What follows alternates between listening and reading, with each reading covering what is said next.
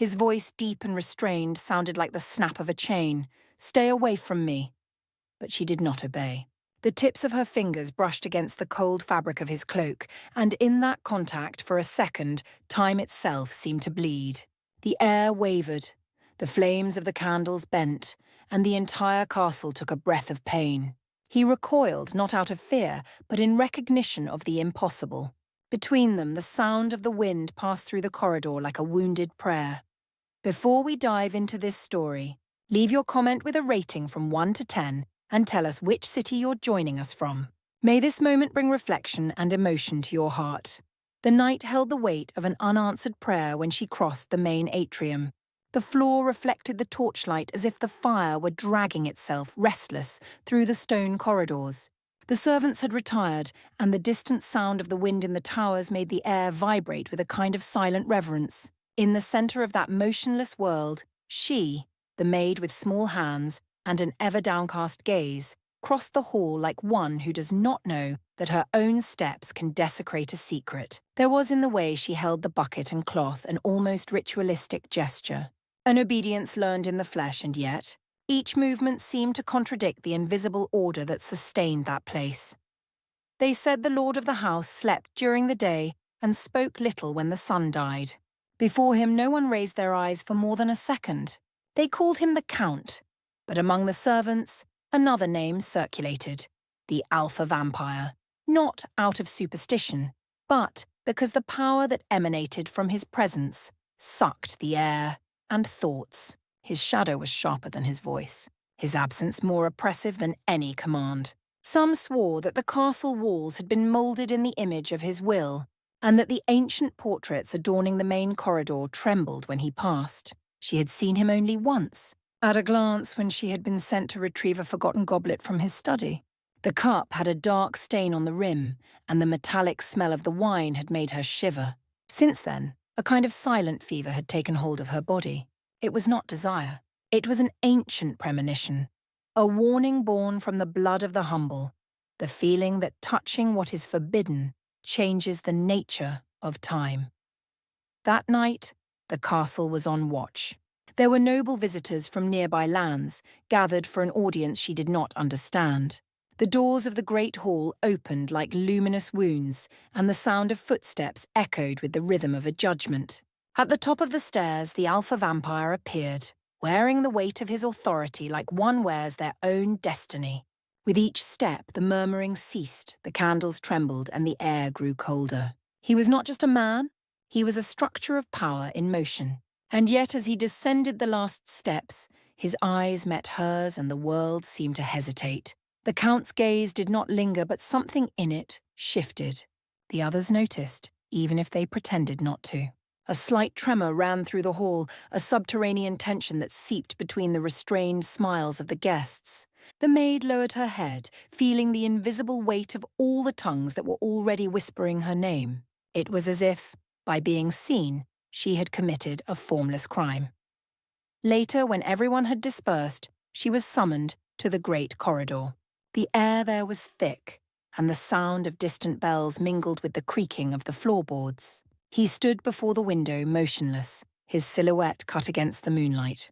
There were no guards, no witnesses, only the distance between fear and command. "Stay away from me," the Alpha Vampire warned. His voice, deep and restrained, sounded like the snap of a chain, but she did not obey.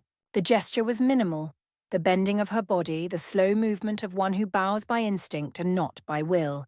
The tips of her fingers brushed against the cold fabric of his cloak, and in that contact, for a second, time itself seemed to bleed.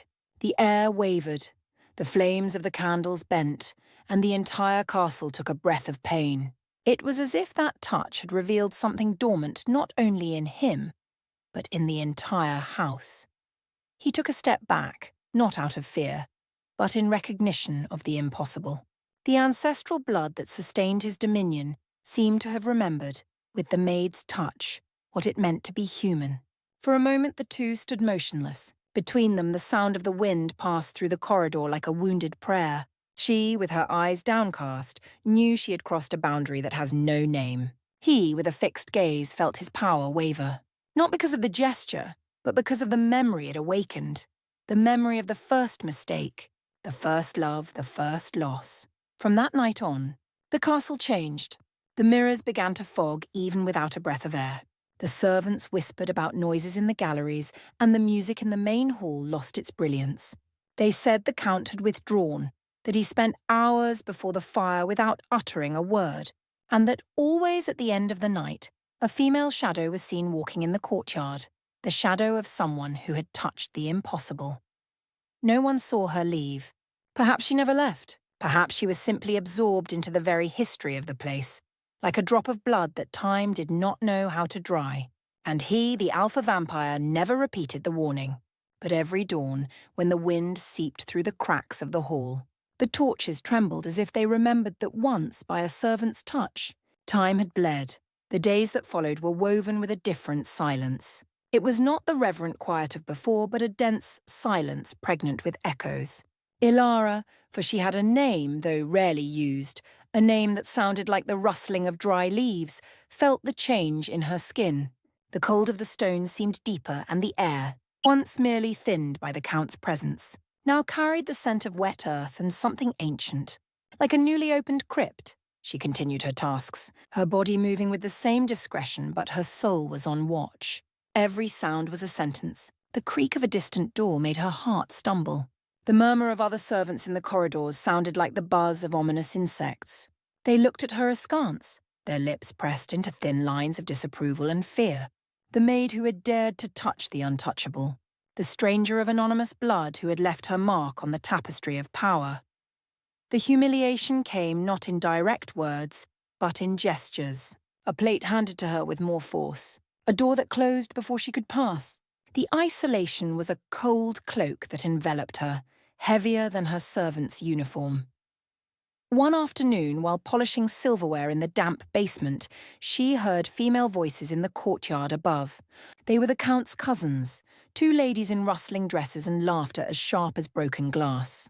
"The little shadow," one said, her voice a thread of poisoned silk. "I hear the castle heir has grown sick since she forgot her place." Ilara shrank, the polishing cloth clutched in her hand. The cold metal against her skin was the only real thing in that moment.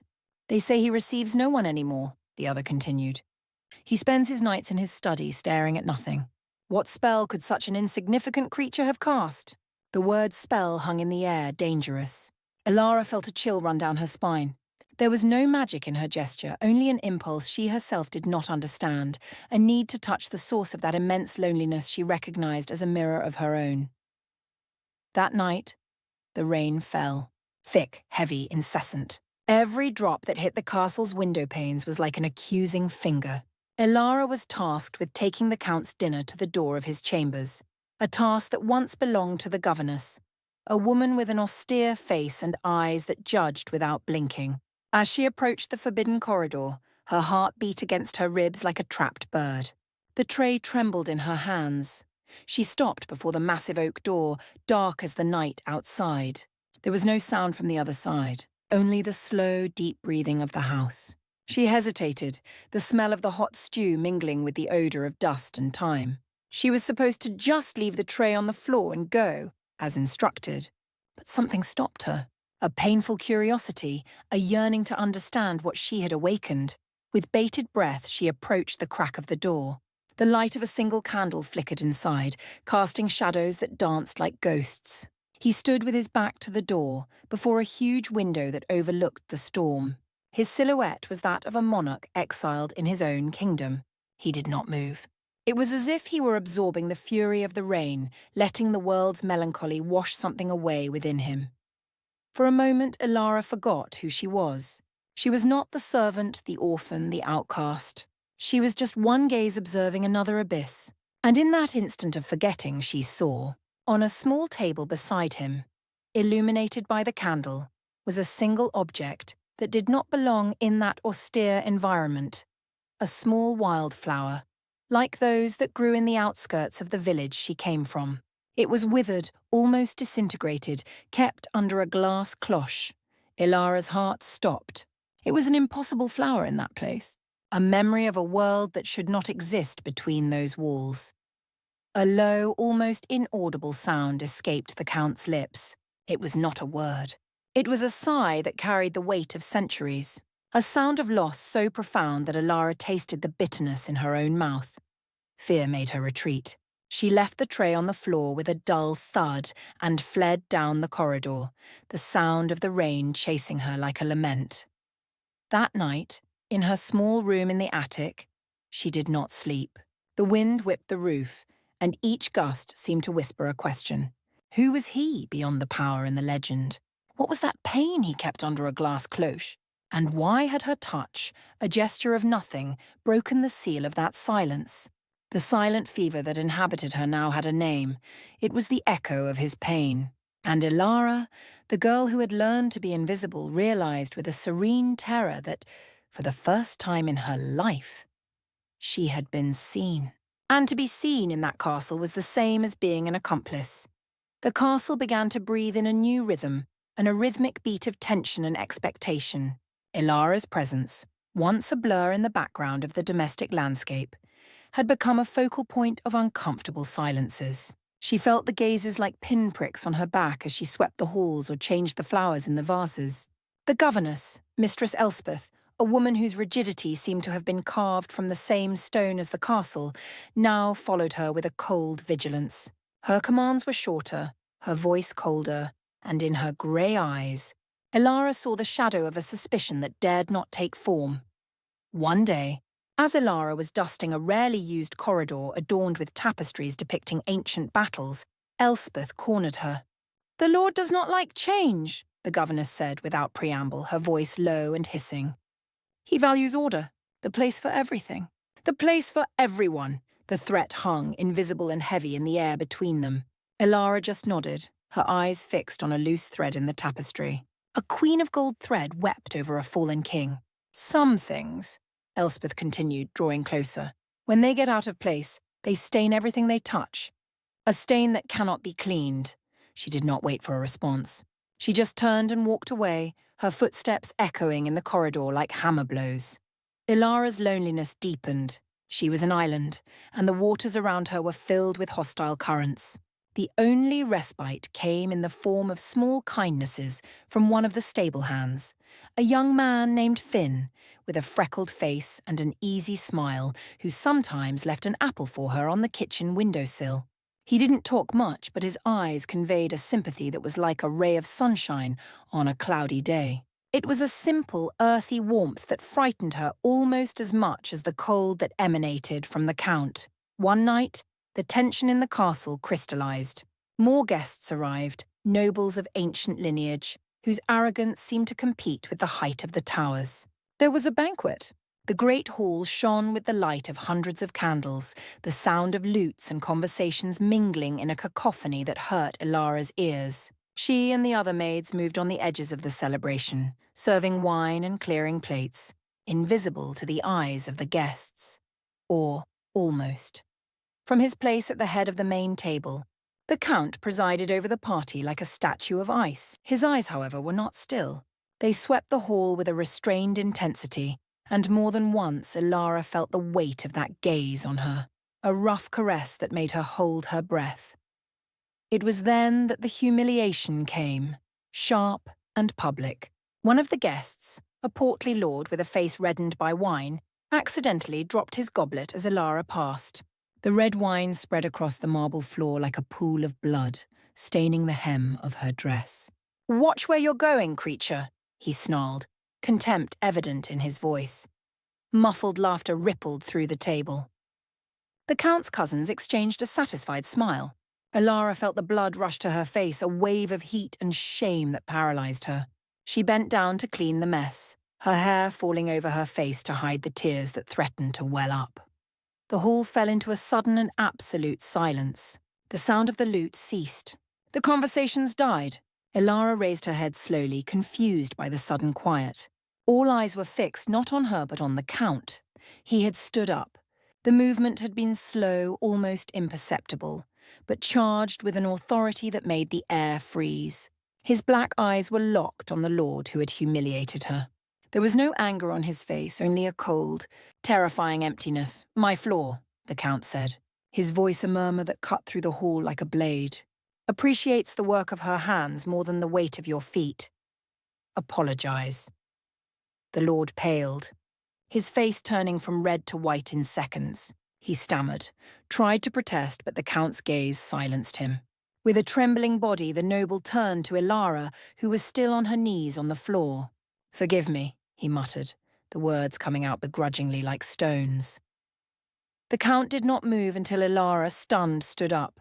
Then he sat down, and with a minimal gesture of his hand, the music and conversations resumed, hesitant at first, then forcedly lively. No one looked at Ilara again.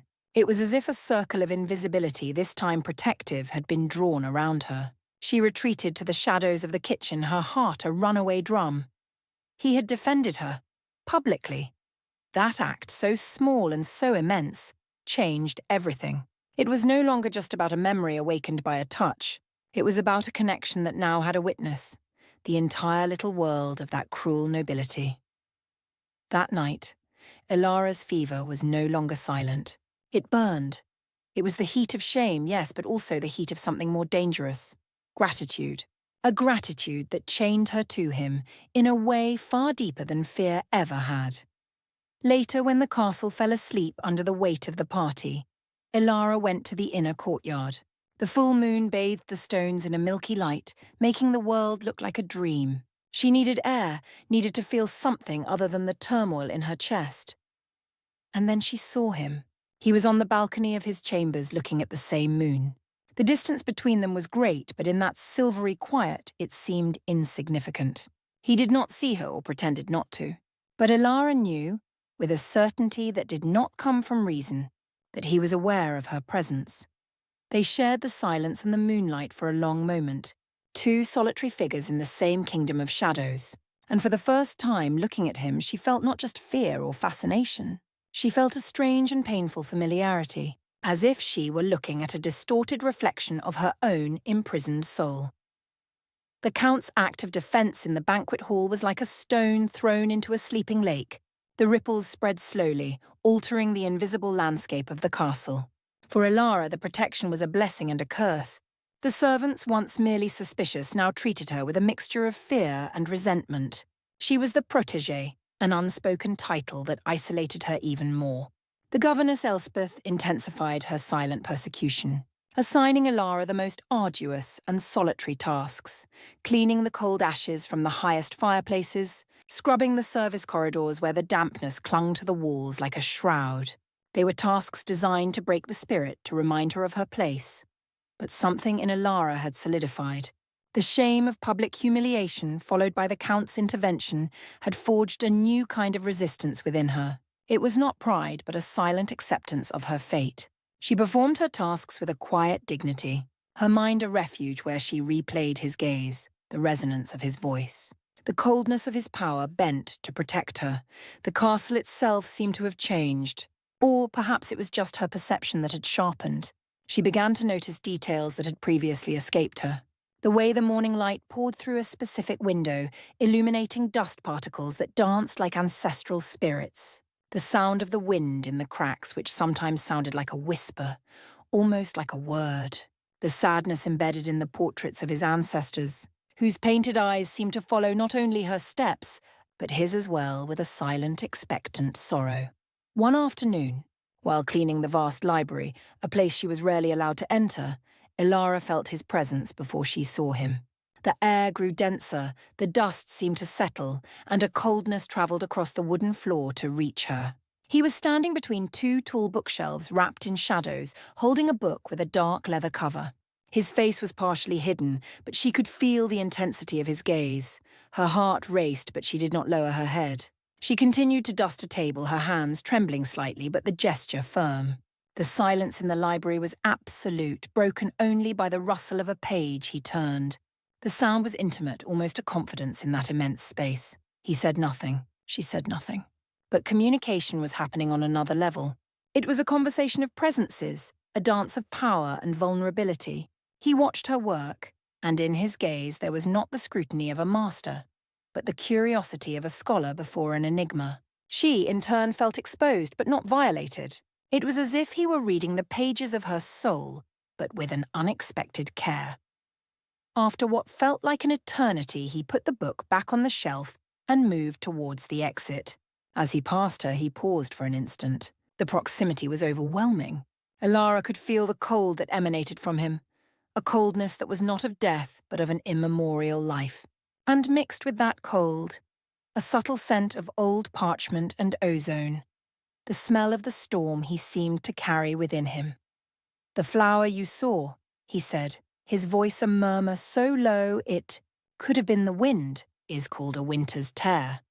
It grows only in soil that has known great loss." He did not wait for her to respond. He just continued on his way and disappeared into the corridor, leaving her paralyzed, the dust cloth forgotten in her hand. Ilara's breath came out in a shaky sigh. He knew. He knew she had spied on him that night. And instead of punishing her, he had given her the name of the flower. He had given her a key, a small piece of the puzzle of his pain. Winter's tear. The phrase echoed in her mind, beautiful and terrible. From that day on, the silent interaction between them acquired a new layer of meaning. The casual encounters in the corridors, the exchanged glances from a distance, all seemed part of a continuous dialogue. She began to leave little signs for him, gestures that only he would understand. Once, while tidying his study, she turned one of the books on the table so that an illustration of a snowy mountain was visible. The next day, she found a small crow's feather, black and glossy, left on the windowsill of her attic room.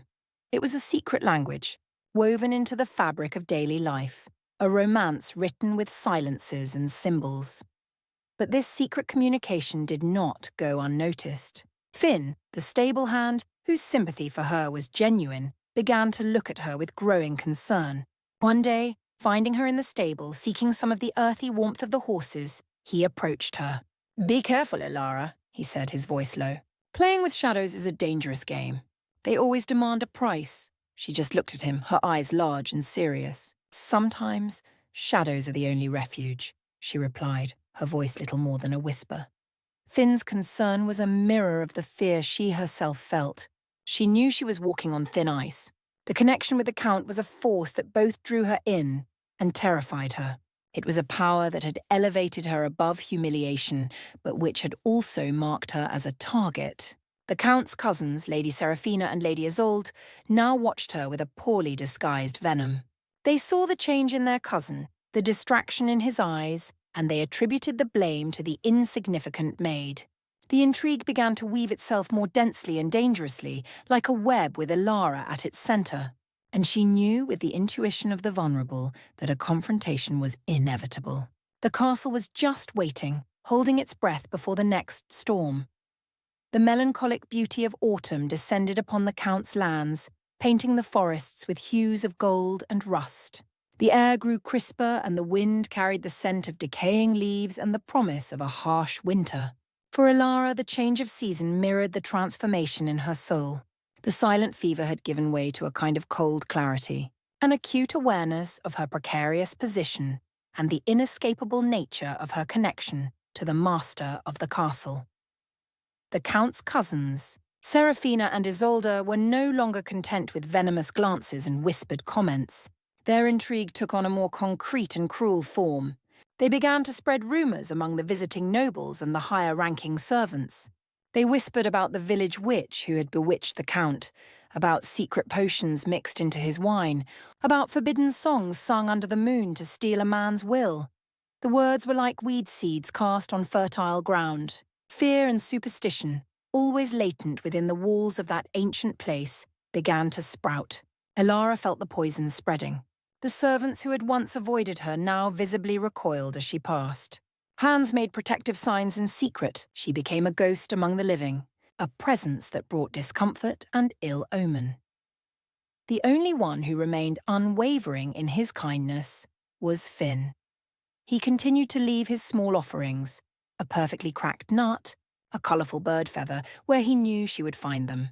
They were anchors to reality, small reminders that there was still a simple and honest world beyond the shadows and intrigues of the court. One morning, Elspeth summoned her to her chambers.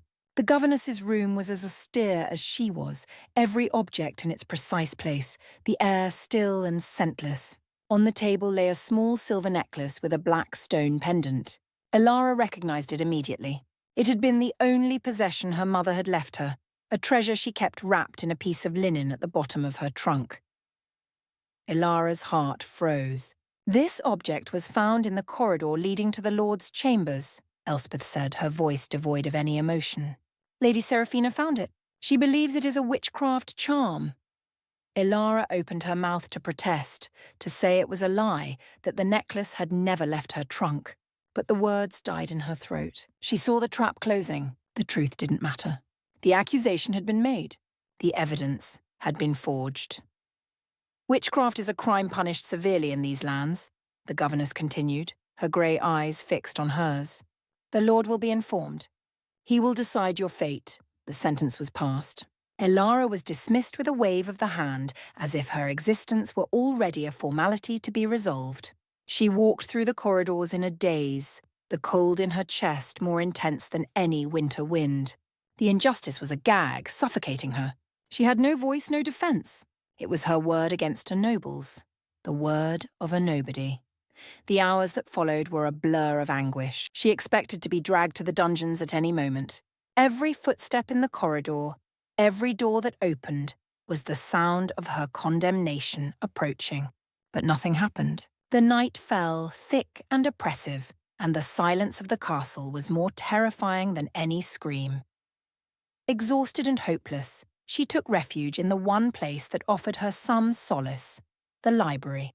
The smell of old paper and leather was like a balm. In the gloom, lit only by a beam of moonlight slanting through a high window, she curled up in a dark corner, finally allowing silent tears to stream down her face. They were not tears of fear, but of a deep and desolate sadness for the cruelty of the world.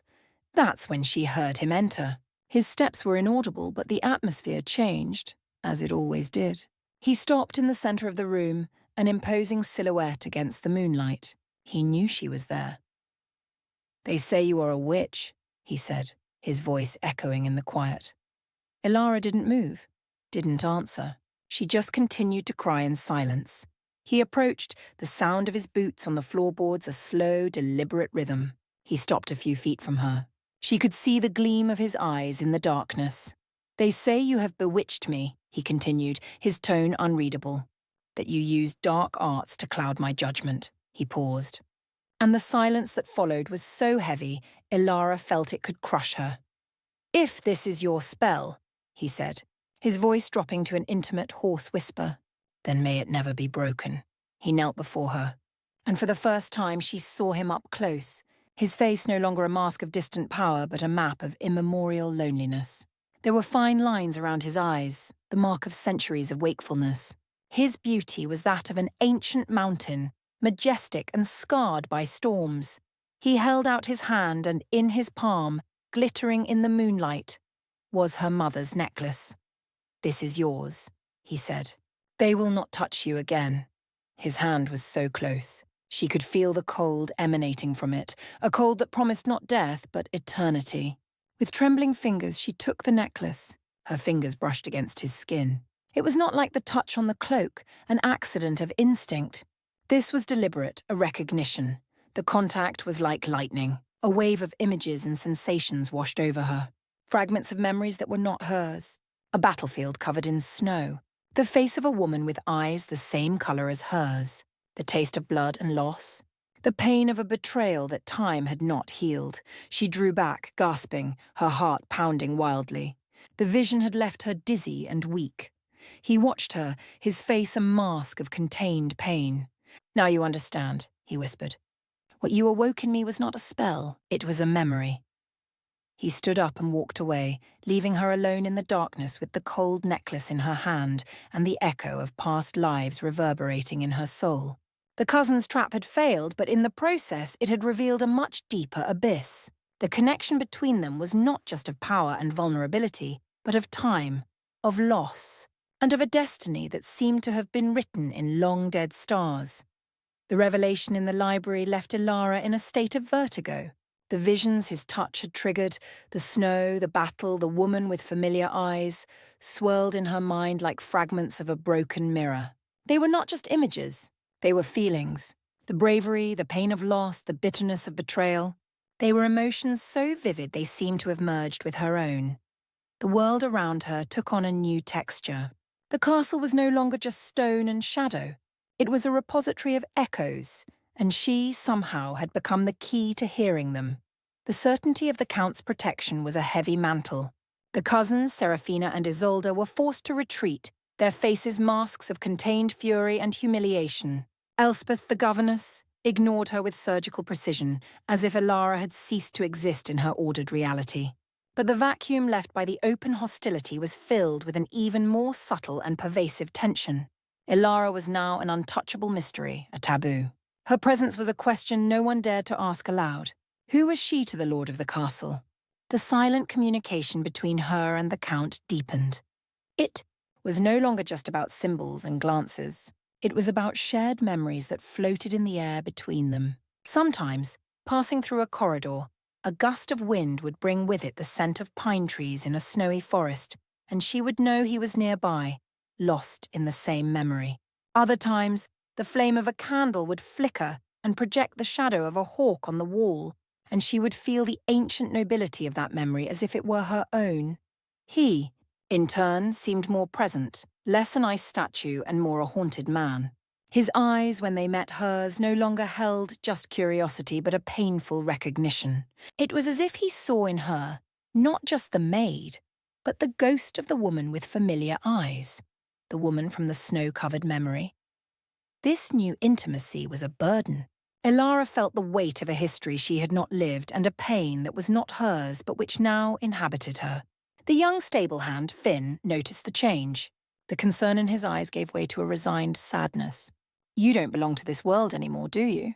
he said to her one day as she watched the horses in the paddock, her mind miles away. "You walk among us, but your soul is with him, in the shadows." It was true. She was becoming part of the castle's legend, part of her master's melancholy. The climax of this silent transformation came during the celebration of the winter solstice, the longest night of the year. The castle, which had been relatively quiet, was once again invaded by nobles from all the neighbouring lands. The atmosphere, however, was different from the last banquet. There was a solemnity in the air, an ancient reverence that the darkness of that night demanded. The great hall was decorated with holly and pine boughs, and a huge fire burned in the main fireplace, casting dancing shadows that clung to the corners like living creatures. Everyone was gathered, their faces lit by the fire, waiting for the ritual that, it was said, the Count performed every year on this night. A tradition his ancestors had begun to honour the darkness and the promise of the light's return. The Count appeared, not from the top of the stairs, but from the depths of the hall, as if emerging from the earth itself. He wore no insignia of his power, just simple dark robes. In his hands he carried a carved wooden box. The silence was total. All eyes were on him. He walked to the great fire and with a slow movement opened the box. Inside were dozens of strips of yellowed parchment. "Tonight," he said, his voice deep and resonant, "we burn the sorrows of the year that has passed, so that the new sun may rise on a cleaner world." He took a parchment and threw it into the fire. The flames consumed it in an instant. One by one, the nobles were invited to approach, take a parchment, symbols of their own regrets and losses, and cast it into the flames. It was an act of silent confession, of collective purging. Ilara watched from her place in the shadows near the service door, feeling the solemnity of the moment. She was not part of this. She was a mere spectator. When all the nobles had made their offering, the Count remained before the fire, the box now empty except for one last parchment at the bottom. The hall was silent, waiting. Then he raised his eyes and looked directly at her. Through the crowd of noble faces, his gaze found her, held her. He did not say her name. He didn't need to. With an almost imperceptible nod of his head, he called to her. A shocked murmur ran through the hall. Heads turned, eyes widened. The Count's cousins looked petrified, their faces pale with disbelief and rage. Ilara felt the blood drain from her face. The world seemed to retreat, leaving only the marble path between her and the fire, between her and him. Every step was an eternity. The sound of her simple shoes on the polished floor was the only thing audible. She felt hundreds of eyes on her, judging, questioning, condemning. But the only gaze that mattered was his. It was a look that did not command but invited. A look that acknowledged her right to burn her sorrows too. She stopped before him. The fire cast an intense heat on her face. He held out his hand and offered her the last parchment. Her hands trembled as she took it. The paper was fragile and old. For an instant, their fingers touched again, and the wave of memories hit her. Snow, pain, loss. But this time, mixed with it, was something else. Acceptance. With her eyes fixed on his, Elara turned and threw the parchment into the flames. As she did, she didn't think of her own life as an orphan, of her loneliness or the humiliations she had suffered. She thought of the woman with familiar eyes, of the pain of betrayal, of the loss that haunted the man before her. She burned his regret. When the parchment turned to ash, a collective sigh seemed to run through the hall, as if an ancient spell had been broken or perhaps completed. Elara turned to go back to the shadows, but the Count's hand stopped her, his touchlight on her arm. "Stay," he whispered, the word a secret just for her. And in that instant, before all the nobility, he pulled her to stand by his side, facing the fire, not as a servant, not as a lover, but as an equal, a partner in the ritual of darkness. Ilara's world, and the world of that castle, would never be the same. The public act had elevated her irrevocably. She was no longer the invisible maid. She was the woman who stood beside the alpha vampire on the longest night of the year, a crownless queen in a kingdom of shadows. The Count's gesture at the winter solstice resonated through the stone walls like a silent thunder. By bringing Elara to the center of the ritual, he had not only legitimized her, he had fused her into his own mythology. From that night on, she ceased to be an individual and became a symbol, a part of the narrative of power and mystery that defined the lord of those lands. The reaction was immediate and polarized. For the more superstitious nobles and servants, it confirmed the witchcraft. She was the sorceress who had finally consolidated her dominion. For others, a more perceptive minority, the act was seen as a declaration of deep affection, a public confession of a bond that transcended social barriers. And for the Count's cousins, Serafina and Isolde, it was the final defeat, a humiliation so profound it made them retreat into the shadows, the venom in their gazes now tinged with genuine fear. Ilara's life changed drastically. She was no longer required to perform servile tasks. Elspeth, the governess, received direct orders from the Count that Elara was to be treated with the respect due a member of the house. She was given a room in a nobler wing of the castle, with a window that opened onto the winter garden. Her simple clothes were replaced by dresses of soft wool in sober colours, dove grey, midnight blue, moss green, which, though not opulent, separated her from her past as a servant. This new life was, in its own way, another form of prison, a gilded cage. She was free from servitude but chained to her new status. She was always under observation, her every gesture analysed, every word, the few she spoke dissected for hidden meanings. Her loneliness, once that of an outcast, was now that of an icon. The Count, however, maintained a respectful distance. Their intimacy continued to be one of silences and symbols, but now with a new layer of melancholy. It was as if, by bringing her into the light, he feared that the fragile magic that united them might dissipate. They spent time together in the library, reading in silence for hours on end, the only sound the turning of pages. He showed her maps of ancient stars pointing to dead constellations whose names only he seemed to remember. He spoke of history, of the weight of time, and of how memories cling to places and bloodlines like ivy. In these conversations, he never directly mentioned the woman from the visions, the woman with eyes like hers, but she was always present, a third person in the room, the ghost whose legacy Elara now carried. Elara, in turn, found solace in the books and the knowledge he shared. It was as if the gaps in her own rootless life were being filled with his history. But a question haunted her. Who was she in this equation? Was she just a vessel for an ancient memory? A mirror for a lost love? Or did he see her? The real Elara, the girl who scrubbed floors and dreamed of a world beyond those walls. One day he took her to a part of the castle she had never seen. The West Tower, the tallest of all. The ascent was up a narrow, dusty spiral staircase. The air grew colder with each step. At the top was a small observatory, its ceiling a glass dome that revealed a vast grey sky. The wind howled outside, a lonely, eternal sound. In the centre of the room, covered by a velvet cloth, was a large portrait. "I wanted you to see this," he said, his voice low. With a slow movement, he pulled away the cloth. The portrait revealed a woman of stunning, fierce beauty. She wore light armour, and her dark hair was braided with silver threads. And her eyes, they were Ilara's eyes, the same colour, the same shape, but with a fire and a confidence Ilara had never possessed. "Her name was Lyra," the Count said, his voice heavy with a millennial sorrow. "She was my first commander, my friend, the first to call me brother, and the last to betray me." The word betray fell into the silence of the observatory like a shard of ice. Ilara looked from the portrait to him, and for the first time she saw the depth of the wound he carried. It was a wound that had never healed. "She fought by my side to unite these lands," he continued, his gaze lost in the past. "But power corrupts. She believed that peace could only be maintained through fear, through absolute dominion. I believed in justice, however. Slow, however imperfect. Our disagreement became a war. The war you saw." He paused, taking a deep breath.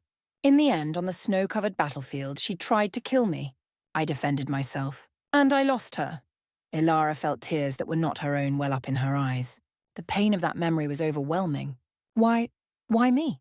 she whispered, the question that consumed her. "Why do I see her? Why do I look like her?" He turned to her, and in his eyes was a storm of contained emotions. "I don't know. Some say that souls return to finish what they left undone. Others, that nature likes to repeat its most painful patterns." He moved closer, his face inches from hers. "When I first saw you, I saw only her ghost, the echo of my greatest failure. But then, you touched me, and your touch was not hers. Hers was fire and ambition, yours was like the first rain of spring. It awakened not only the memory, but something more, something I thought had died with her." He raised his hand and, with a hesitation that belied his power, touched her face. The contact triggered no visions, only a gentle warmth that spread through her skin. "I don't know if you are her redemption or mine, Ilara," he whispered. "But I know that when I look at you now, I no longer see a ghost. I see you." In that moment, at the top of the highest tower, with the wind howling like a chorus of spirits, the final barrier between them dissolved. It was no longer about the past. It was about the present, about an immortal man who had found a reason to feel again, and a mortal woman who had found her place in a world that had never wanted her. Their love, born of shadows and echoes, finally found its name, not in words, but in the silence of that touch. The confession in the observatory was the axis on which their world turned. The truth once spoken could not be undone. The story of Lyra, the betrayal, and the Count's ancestral pain were no longer just fragmented visions in Ilara's mind.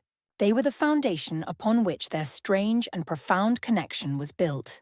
By naming his fear, that of seeing only a ghost in her and then denying it, the Count freed them both. He was no longer chained to an echo of the past, and she was no longer just a reflection. From that day on, the dynamic between them transformed into a tender and deep intimacy. The barriers of master and servant, of protector and protected, dissolved completely. All that remained were two souls who recognized each other in their solitude. The long hours in the library continued, but now their shoulders would touch as they read from the same book. He taught her to read the stars not just as maps, but as poems written in light. She, in return, brought him small things from the world he had forgotten. The scent of a mint leaf crushed between her fingers, the rough texture of a tree's bark, the sound of village children's laughter echoing in the distance. She was, slowly, gently, teaching him to be human again. The castle seemed to breathe a sigh of relief. The tension that had permeated it for so long began to dissipate, replaced by a serene quietness. Even the weather seemed to have changed. The winter, which had threatened to be harsh, turned mild. The snow fell in soft, lazy flakes, covering the world in a mantle of silence and peace. However, not everyone shared in this serenity. Finn, the stable hand, watched Ilara's transformation with a silent sadness. He would see her walking through the gardens beside the Count, their dark silhouettes against the white snow, and on his face was the pain of a simple, unrequited love, a love that belonged to a world she had left behind. He stopped leaving his little gifts. The sympathy between them gave way to a respectful distance, the acknowledgement that their paths had diverged forever. One day, as the snow fell outside, Elara and the Count were sitting before the great fireplace in the main hall. The fire crackled, casting a warm glow on their faces. The castle was quiet, most of the servants and guards dismissed for their own midwinter celebrations. "Are you happy here, Elara?" he asked suddenly, his voice a murmur against the crackling of the flames. The question caught her by surprise. She thought of her life before, the loneliness, the invisibility, the constant fear. And she thought of her life now, the comfort, the knowledge, the strange peace she had found beside this haunted, immortal being. "I have found a place," she answered, choosing her words carefully. "For the first time, I feel that I'm not just passing through. I feel that I belong." "Belonging is a form of happiness," he said, more to himself than to her. He looked into the flames, his face melancholic. "But this place, this power, they come at a price. Immortality is a prison, Elara, to watch everything you love turn to dust repeatedly. It is a curse." She felt a chill despite the heat of the fire. For the first time, the vastness of the abyss that separated them presented itself to her in all its starkness. He would live forever. She was a candle flame, destined to flicker and die. "I don't want to be another memory you have to carry," she whispered, her voice choked with emotion. "I don't want to become your next winter's tear." He turned to her, and in his eyes was a pain so deep it made her hold her breath. "You could never be that," he said, his voice firm. "You are the spring that came after the longest winter. You are the proof that even the most devastated soil can bloom again." He took her face in his hands, his cold palms against her warm skin.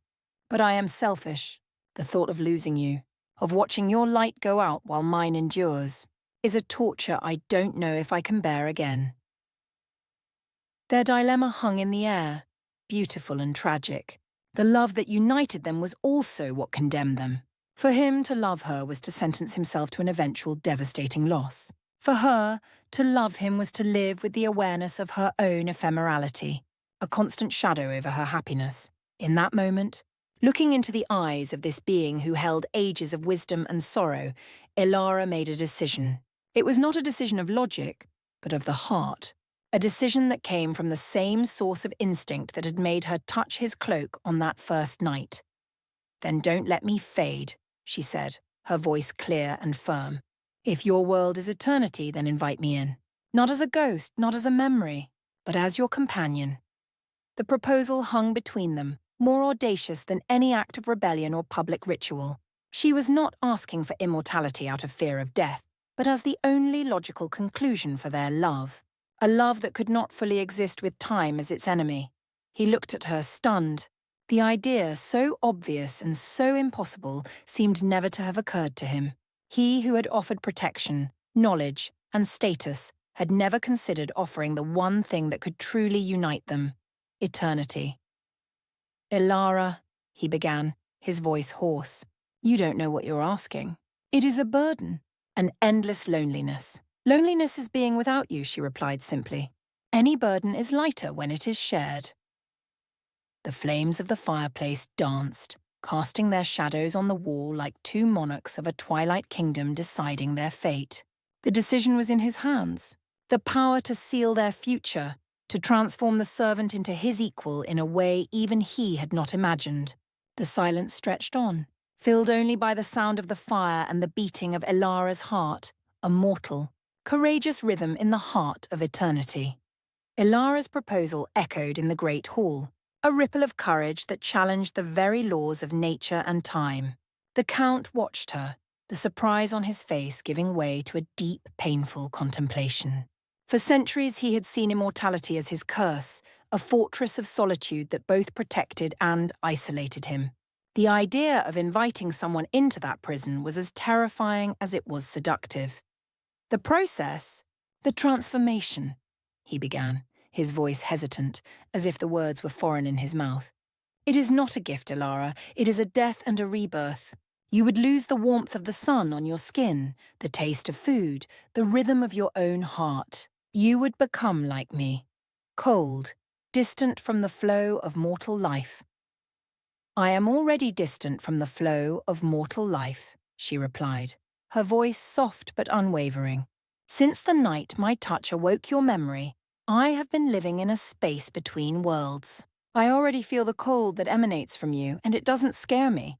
I already share your echoes, and they don't break me.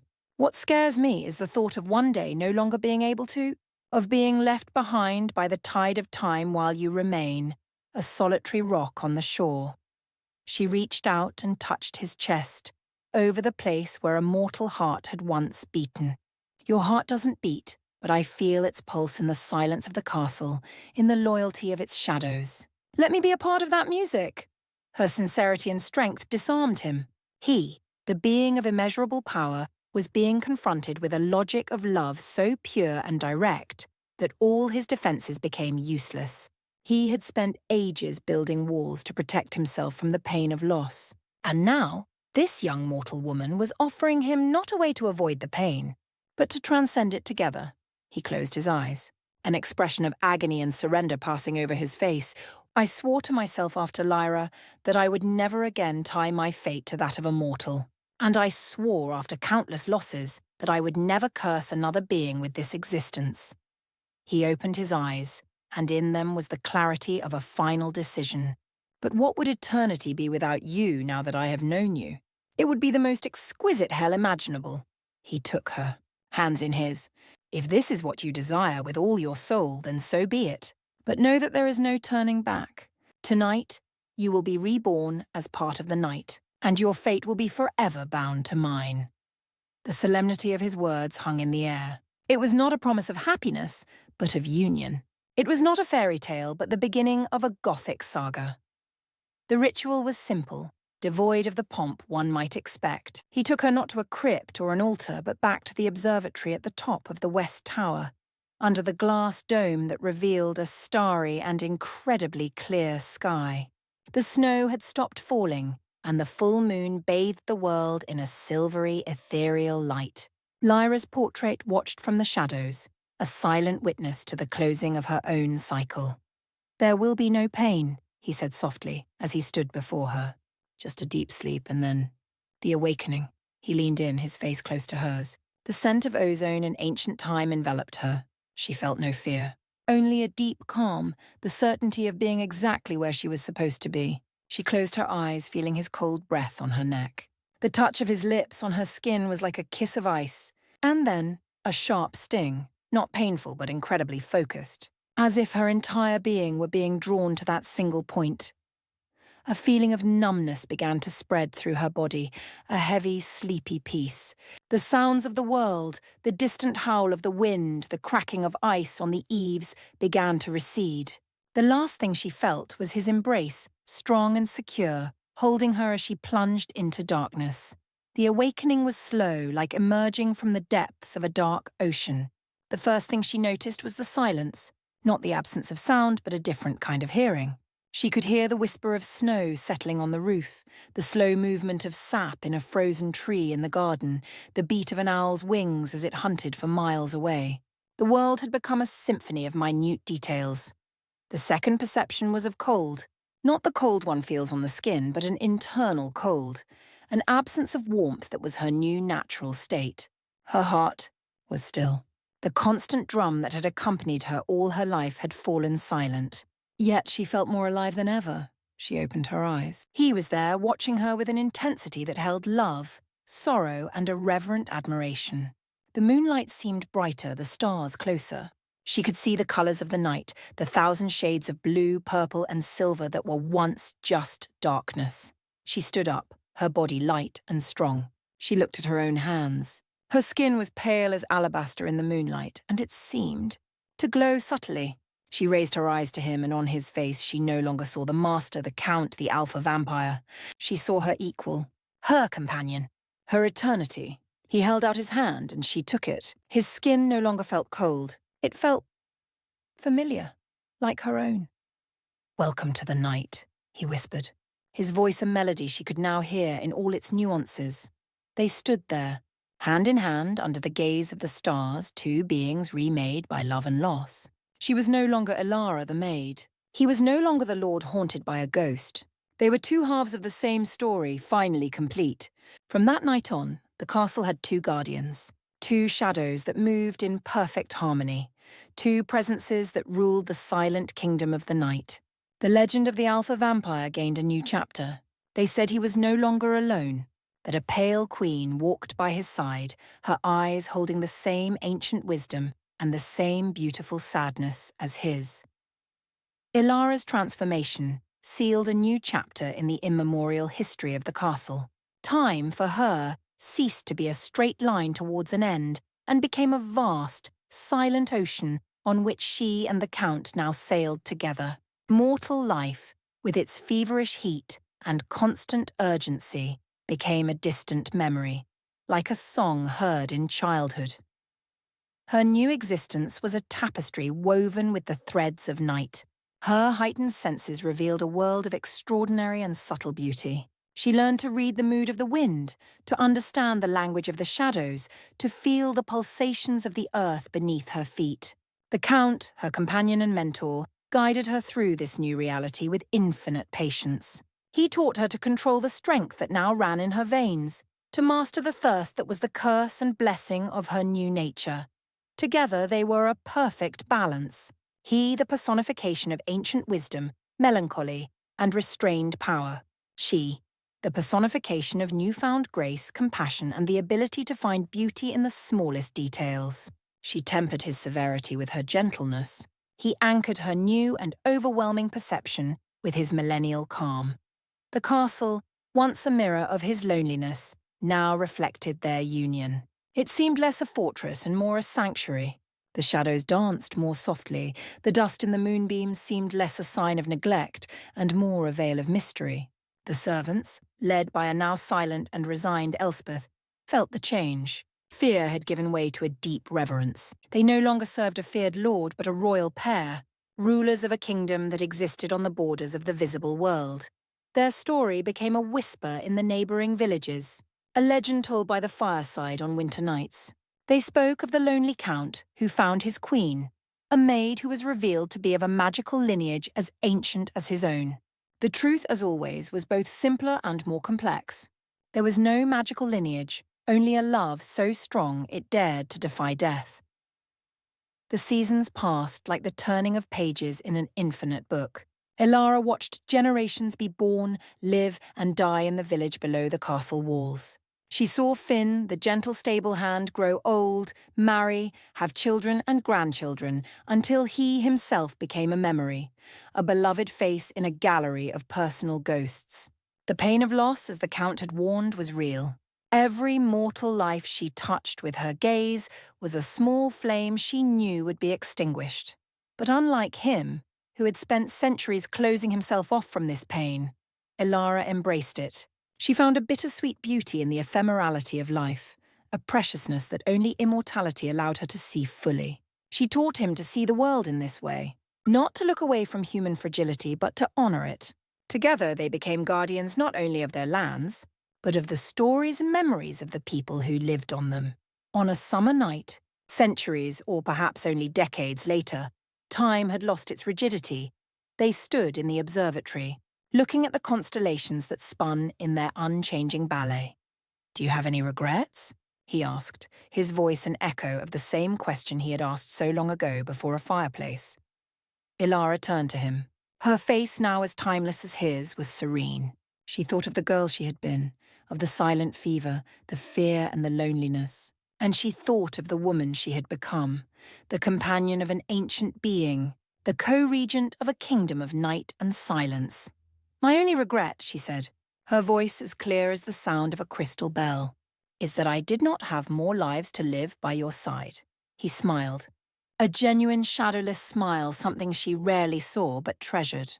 He pulled her close and they stood there, two eternal figures against a backdrop of infinite stars, their love a silent legend etched into the heart of time. It was not a happy ending in the mortal sense of the word. It was something deeper, a redemption. Proof that even in the longest, darkest of nights, love could be its own light, a star that would never fade. Their story did not end, for eternity has no end. It just continued, a silent duet echoing through the corridors of a castle that had learned what peace was.